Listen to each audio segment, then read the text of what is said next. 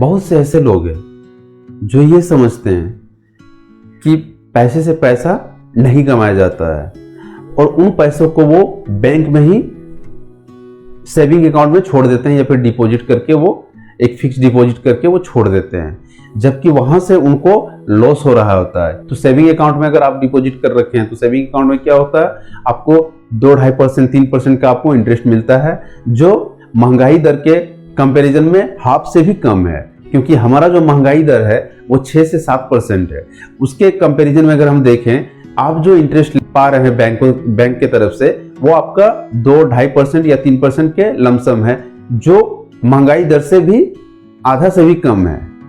तो ये चीज ध्यान रखें कि मुझे कहां पे इन्वेस्टमेंट करना है। तो वर्क फॉर पैशन, ऐसा ना हो कि किसी के कहने पर या फिर आप किसी के मजबूरी में या किसी भी मजबूरी में आप वो वर्क कर रहे हो। ये चीज ध्यान रखें कि हम जो वर्क कर रहे हैं उसमें मेरा पैशन है या नहीं।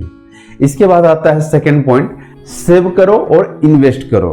तो यहाँ पे जो सेव कर रहे हो, जैसे मान लीजिए जो हमारे पास जो अमाउंट आ रहा है मंथली हो या फिर जिस तरीके से भी अमाउंट आ रहा है, तो हमारा जो अर्निंग है उसमें से हम कितना सेव कर रहे हैं और उस अमाउंट को, जो हमारा सेविंग अमाउंट है, उस अमाउंट को हम कहाँ पे इन्वेस्ट कर रहे हैं।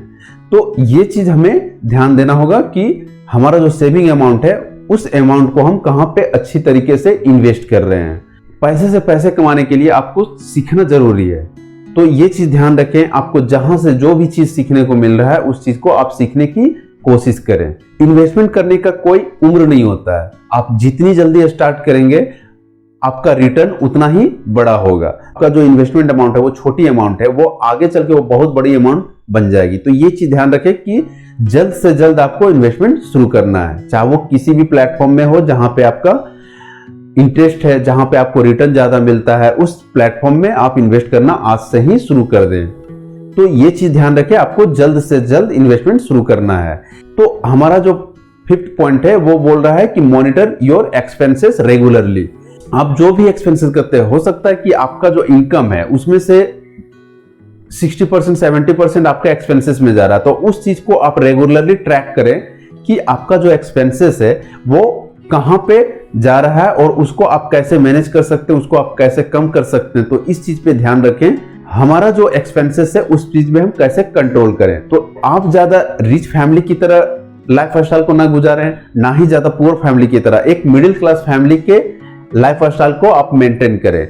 उसमें ना ज्यादा आपका एक्सपेंसेस होगा, ना आपका ज्यादा फिजूल खर्चे होंगे, तो उसमें आपका एक्सपेंसेस कम होगा और वहां से आप अच्छी खासी सेविंग कर सकते हैं और उस सेविंग अमाउंट को आप प्रॉपर तरीके से इन्वेस्टमेंट में यूज कर सकते हैं। इसके बाद हमारा जो 7th पॉइंट है उसको समझते हैं। इसमें बताया जाता है कि आप उस पर ध्यान दें जिसमें आपको कंपाउंडिंग इंटरेस्ट रेगुलरली मिलता हो।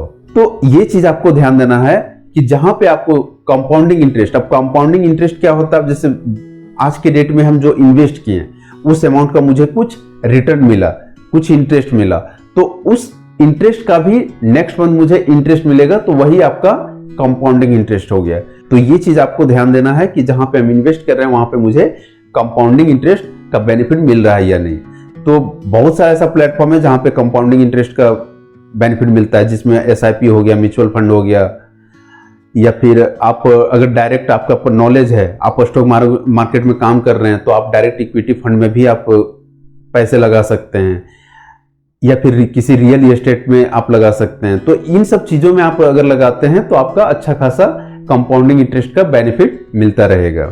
इसमें यह बताया गया था कि आप जो इन्वेस्टमेंट कर रहे हैं उस चीज का एक टारगेट लेके चले कि मुझे 10 साल 20 साल में यहां तक पहुंचना है, इतने अमाउंट का मुझे इन्वेस्टमेंट करना है। तो उस टारगेट को आप अचीव करने के लिए एक लक्ष्य बना के रखें। आज के डेट में मैं यहां हूं और 10 साल बाद या 15-20 साल बाद मुझे यहां पे पहुंचना है। तो उस चीज को आप एक टारगेट लेके चले कि हमारा टारगेट ये है, 10-15 साल में मुझे यहां तक जाना है।